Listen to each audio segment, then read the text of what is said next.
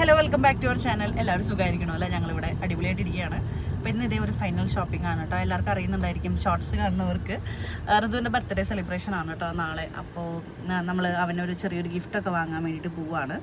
അവന് ഇലക്ട്രിക് കാറൊക്കെ ഭയങ്കര ഇഷ്ടമാണ്. ശരത്തേട്ടൻ ഡ്രൈവ് ചെയ്യണ കാരണമാണ് ഞാൻ ഇങ്ങോട്ട് ഇങ്ങനെ തിരിച്ചു തരുന്നത് കേട്ടോ. അപ്പോൾ അവന് ഇലക്ട്രിക് കാറൊക്കെ ഭയങ്കര ഇഷ്ടമാണ്. ഞങ്ങൾ എങ്ങോട്ടേലും ഷോപ്പിങ്ങിനൊക്കെ പോയി കഴിഞ്ഞാൽ ഫസ്റ്റ് അവൻ പോയിരിക്കുക ഈ ഒരു ഇലക്ട്രിക് കാറിലാണ്.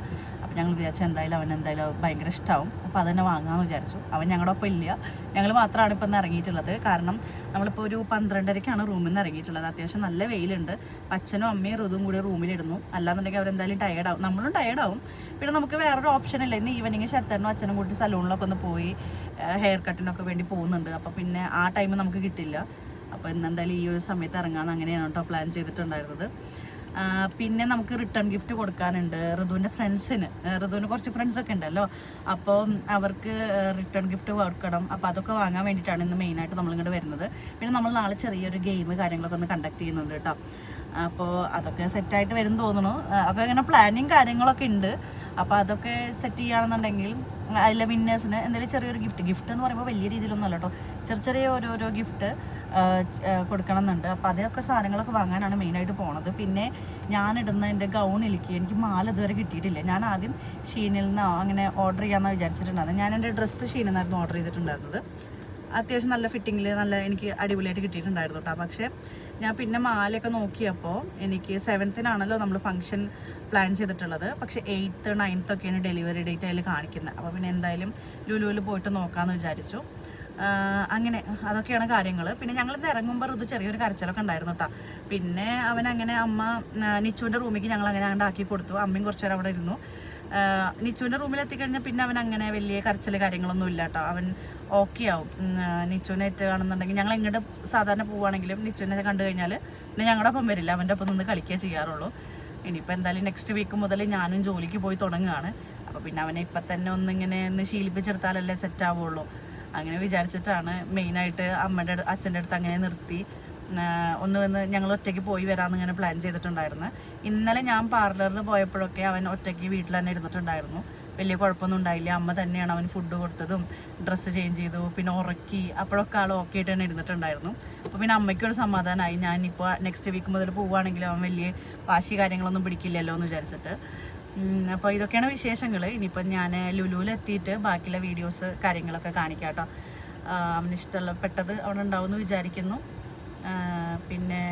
പിന്നെന്താ, ഇതൊക്കെ തന്നെയാണ് മെയിനായിട്ടുള്ള വിശേഷങ്ങൾ. ബാക്കിയുള്ള കാര്യങ്ങളൊക്കെ ഇനി വരുന്ന വീഡിയോയിൽ കാണാം. ഓക്കെ.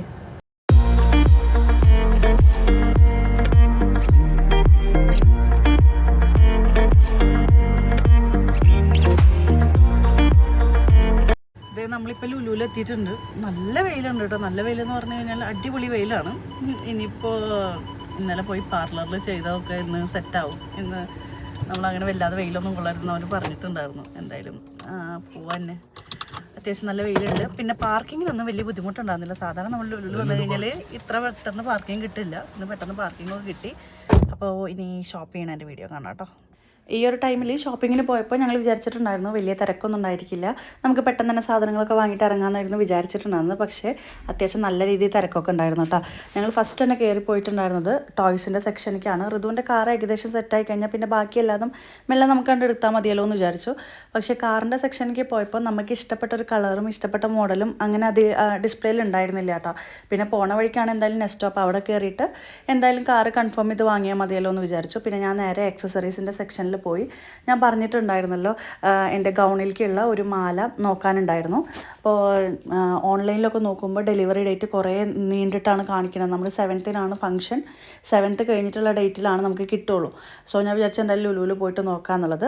ലുലുവിൽ താഴെയുള്ള ഷോപ്പിലൊക്കെ ഞാൻ ചോദിച്ചപ്പോൾ കുറച്ച് റേറ്റ് കൂടുതൽ പോലെ തോന്നിയിട്ടാണ് ഞാൻ ഈ ഒരു ആക്സസറീസിൻ്റെ സെക്ഷനിൽ പോയിട്ട് ഈ ഒരു മാല വാങ്ങിയത്. പക്ഷേ ഈ ഒരു മാല ഞാൻ ഇട്ടില്ല. കാരണം ഇത് ഭയങ്കര സിമ്പിളായി. എൻ്റെ ഡ്രസ്സിലും വലിയ രീതിയിൽ വർക്ക് കാര്യങ്ങളൊന്നും ഇല്ല. ഡ്രസ്സ് ഭയങ്കര സിമ്പിളായിട്ടുള്ള ഡ്രസ്സാണ്. അതിലേക്കുള്ള ഈ ആക്സസറീസും കൂടി ഭയങ്കര സിമ്പിളായപ്പോൾ നമുക്ക് ആ ഒരു ലുക്കൊന്നും എൻഹാൻസ് ചെയ്യിക്കാനൊന്നും ഉണ്ടായിരുന്നില്ല. നമ്മപ്പോൾ ആ ആക്സസറീസ് പിന്നെ മാലയാണെങ്കിലും കമ്മലാണെന്നുണ്ടെങ്കിലും പോണ വഴിക്ക് നമ്മൾ ലുലുവിൽ തന്നെ കയറിയിട്ട് ആ താഴെയുള്ള ഷോപ്പിൽ നിന്ന് ആ ഒരു മാലയും കമ്മലും ഞാൻ വാങ്ങിയിട്ടുണ്ടായിരുന്നു കേട്ടോ. പിന്നെ ശരത്തേട്ടന് ഒരു ടീഷർട്ട് കാര്യങ്ങളൊക്കെ വാങ്ങാനുണ്ടായിരുന്നു. അച്ഛന് നമ്മൾ ടീഷർട്ട് വാങ്ങിയിട്ടുണ്ടായിരുന്നു. അപ്പോൾ അതിനൊക്കെ വേണ്ടിയിട്ട് നമ്മൾ ഈ ഒരു ഡ്രസ്സ് സെക്ഷനിലേക്ക് പോയി കുറച്ച് അവിടെ നിന്ന് എല്ലാ സാധനങ്ങളും വാങ്ങിയിട്ട് നേരെ നമ്മളിത് ലുലുവിൽ നിന്ന് ഇറങ്ങുകയാണ്. ഇനിയിപ്പോൾ പോണ വഴിക്ക് നമുക്ക് മെയിനായിട്ട് വാങ്ങാനുള്ളത് ഋതുവിൻ്റെ ഈ ഒരു കാറും പിന്നെ റിട്ടേൺ ഗിഫ്റ്റ് കൊടുക്കും. അങ്ങനെ നമ്മൾ ലുലുവിൽ നിന്ന് ഇറങ്ങി. അടുത്ത് നമ്മളിത് നെസ്റ്റോയിലേക്ക് പോവാണ് കേട്ടോ. ഞങ്ങൾ ലുലുവിൽ ഋതുവിൻ്റെ ഇലക്ട്രിക് കാർ കണ്ടില്ല. ശരിക്കും അവിടെ ഉണ്ട്, കുറേ ഡിസ്പ്ലേയിൽ വെച്ചിട്ടുണ്ട്. പക്ഷെ നമുക്ക് അങ്ങനെ കളേഴ്സ് കാര്യങ്ങളൊന്നും അവിടെ ഇഷ്ടമായില്ല. അപ്പോൾ എന്തായാലും പോണ വഴിക്ക് നെസ്റ്റോ ഉണ്ട്, അവിടെയും കൂടിയും കയറിയിട്ട് കൺഫേം ചെയ്തിട്ട് വാങ്ങിയാൽ മതിയല്ലോ എന്ന് വിചാരിച്ചു. പിന്നെ നമ്മൾ റിട്ടേൺ ഗിഫ്റ്റും വാങ്ങിയിട്ടില്ല കേട്ടോ. അപ്പോൾ അതും കൂടി വാങ്ങണം ഇനി അവിടെ നിന്ന്. ചിലപ്പോൾ ഡേ ടു ഡേയിലും കൂടിയും കയറും. നമുക്ക് കുറച്ച് കാര്യങ്ങളും കൂടി വാങ്ങാനുണ്ട്.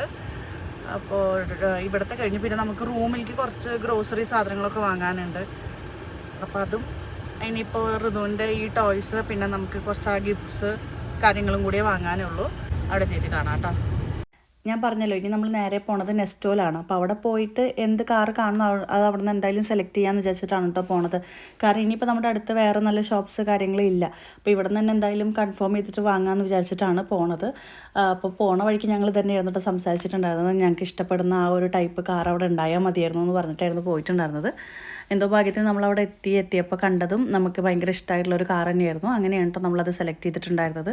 ആദ്യം ഈ ഒരു കാറ് വാങ്ങാമെന്നാട്ടോ വിചാരിച്ചിട്ടുണ്ടായിരുന്നത്. ഇതിൻ്റെ റെഡ് ആളുണ്ട് എന്നൊക്കെ പറഞ്ഞിട്ടുണ്ടായിരുന്നു. പക്ഷേ വീണ്ടും ആൾ ഉള്ളിൽ കയറി ചെക്ക് ചെയ്തപ്പോഴാണ് ഇത് ലാസ്റ്റ് പീസായിരുന്നു, ഈ ഒരു ഡിസ്പ്ലേയിൽ വെച്ചത് മാത്രമേ ഉണ്ടായിരുന്നുള്ളൂ എന്ന് പറഞ്ഞിട്ടുണ്ടായിരുന്നു. അപ്പോൾ പിന്നെ ഞങ്ങൾ വീണ്ടും ഒന്ന് കറങ്ങി നോക്കിയപ്പോഴാണ് ഈ ഒരു കാറ് കണ്ടത് കേട്ടോ. അപ്പോൾ അതങ്ങനെ നമ്മൾ സെലക്ട് ചെയ്ത് ഫൈനലൈസ് ചെയ്തു. പിന്നെ അവർ അതിൻ്റെ ഫ്രഷ് പീസ് അവിടെ നിന്ന് എടുത്തിട്ട് ഫുൾ അസംബിൾ ചെയ്ത് കഴിഞ്ഞതിന് ശേഷമാണ് കേട്ടോ ഞങ്ങൾക്ക് തന്നിട്ടുണ്ടായിരുന്നത്. നമ്മളതൊക്കെ വാങ്ങി നേരെ റൂമിൽ പോവുകയാണ്. ഋതു ഇപ്പോഴൊന്നും കാറ് കണ്ടിട്ടില്ല കേട്ടോ. ഇന്ന് രാത്രിയാണ്, വാങ്ങിയതിൻ്റെ അന്ന് രാത്രിയാണ് അവൻ കാറൊക്കെ കണ്ടിട്ടുണ്ടായിരുന്നത്. അപ്പോൾ ഇത്രയുള്ള വീഡിയോ എല്ലാവർക്കും ഇഷ്ടമായി എന്ന് വിചാരിക്കും.